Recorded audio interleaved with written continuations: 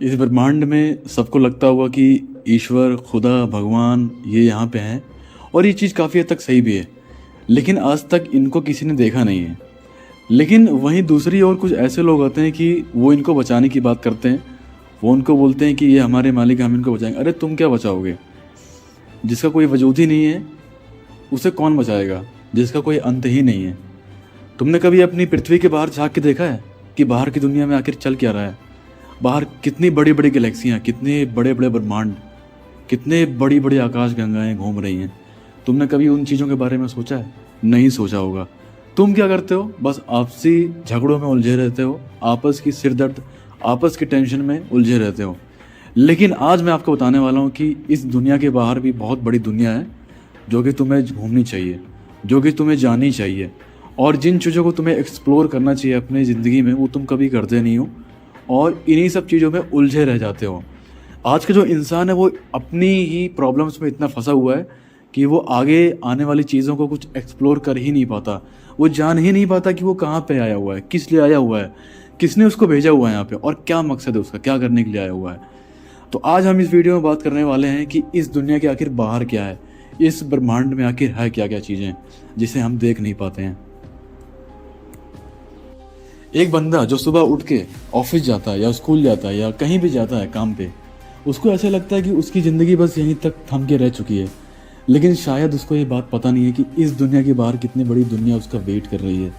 और यहाँ पे जो उसकी ज़िंदगी है अभी, जो अगर नॉर्मल एक एज की बात करें तो वहाँ पे निकल के आती है 70 to 80 ईयर्स की एज होती है आज की टाइम में इंसानों की। उस बंदे को ये नहीं पता होता कि आगे चल के उसको इस शरीर को छोड़ना पड़ेगा और आगे की ज़िंदगी उसको जीनी पड़ेगी किसी और जगह पे जाके। हो सकता है कहीं और उसको जन्म हो, किसी और गैलेक्सी में हो, या फिर किसी और ग्रह पे वो जन्म ले दोबारा से। लेकिन वो उस बात से बिल्कुल अनजान होता है। वो इसी टेंशन में जीता रहता है कि ये ज़िंदगी उसके लिए एक श्राप बन चुकी है, वो इस ज़िंदगी से कभी बाहर निकल ही नहीं पाएगा।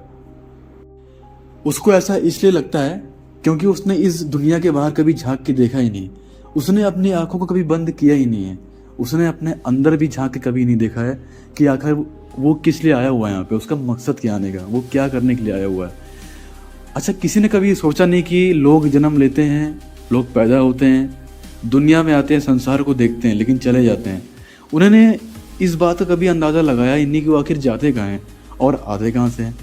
इस बात को कोई सोच ही नहीं रहा है। लोग जन्म ले रहे हैं, लोग मर जाते हैं, चले जाते हैं, अपने शरीर को छोड़ देते हैं, अपनी दुनिया को छोड़ देते हो, चले जाते हो। लेकिन कोई भी जानने की कोशिश नहीं कर रहा कि आखिर इसके पीछे है कौन, इसके पीछे कौन है, कौन बैठा हुआ जिसने ये सारी चीज़ें बनाई हैं, इन सारी चीज़ों को रचा है और इन सारी चीज़ों को कंट्रोल किए जा रहा है। अब तक बड़े बड़े महात्मा, बड़े बड़े संत इस बात का पता लगा ही नहीं पाए कि आखिर इस चीज़ के पीछे आखिर है कौन, इस चीज़ को आखिर कंट्रोल कौन कर रहा है। उनकी सारी ज़िंदगी यही जानने में बीत जाती है कि आखिर इस सब के पीछे करता धरता आखिर है कौन, कौन इन सब चीज़ों को यहाँ चला रहा है।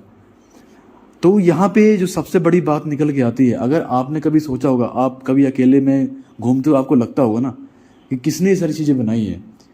अगर तुम इस चीज़ को अगर तुम सही से देखोगे तो अगर ब्रह्मांड में झांकते हो तुम्हें ये चीज़ें दिखाई देंगी साफ साफ कि इतना बड़ा ब्रह्मांड है, इतनी बड़ी गैलेक्सियाँ हैं, इतने अरबों खरबों तारे हैं, इन सब को बनाने वाला कोई ना कोई तो होगा। ये सब चीज़ें अपने आप बन ही नहीं सकती हैं, ऐसा पॉसिबल ही नहीं है।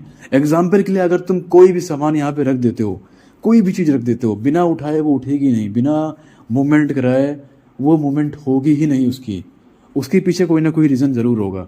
तो क्या तुम सोच सकते हो कि इतना बड़ा शरीर, इतना बड़ा ब्रह्मांड अपने आप बन गया होगा? क्या ये जो ब्रह्मांड बना है बिग बैंग थ्योरी से बना है?